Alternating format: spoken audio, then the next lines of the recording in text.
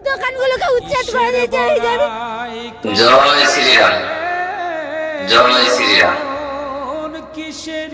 ভাই, আমি একজন মুসলমান, কিন্তু জয় শ্রীরাম বললাম কেন? ভিডিওটা একটু দেখেন, দেখার পরে বলবেন।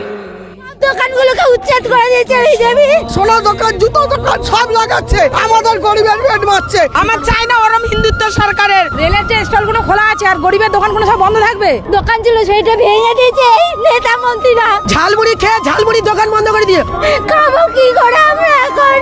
ওনাকে পাল্টাতে বলেছে বলে এমনি ভাবে পাল্টিয়ে দেবে। যারা গরিবের পেটে লাথি মারবে তাদের দিয়ে কি হবে? আমাদের লাইনে গলা দিতে হবে, আমরা মরে গেলে এরা শান্তি বলো। আমাদের 2 টাকা 10 টাকাতে ওনাদের চোখ পড়ছে, আমাদের পেটে লাত মেরে আচ্ছা দিন করবে। আমাদের হাজার হাজার টাকার মাল বিনা মতলবে তুলে লুট করে দিল লোককে দিয়ে। 3000 টাকা অন্নপূর্ণা ভান্ডার দিলে কি পেট ভরবে? আমাদের পেটে লাথি মেরে দিয়েছে স্যার, আমাদের পেটে লাথি। উনি বিরোধী দলনেতা থাকাকালীন বলেছিল একটা হকার উচ্ছেদ হবে না, যদি কোনো জায়গায় উচ্ছেদ হয় আমাকে বলবেন। আমরা আজকে শুভেন্দুদাকে বলছি, শিয়ালদা স্টেশনে দেখুন হাজার হাজার হকার নাকে বেঁধে মরছে। ওই আগের বুড়া বুড়ি গুলা বলতো যে একজনের অন্যায় করলে সেটা তার অন্যায় নয়, ওটা নিজেরই অন্যায়।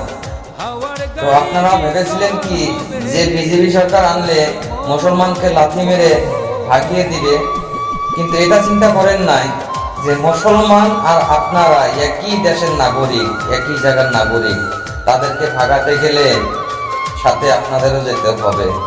তো এখন ওই যে একটা কথা বলছে না, খোকা আজ বুঝবি না বুঝবি গাই, কুটকে হাতাবি পারবি গাই।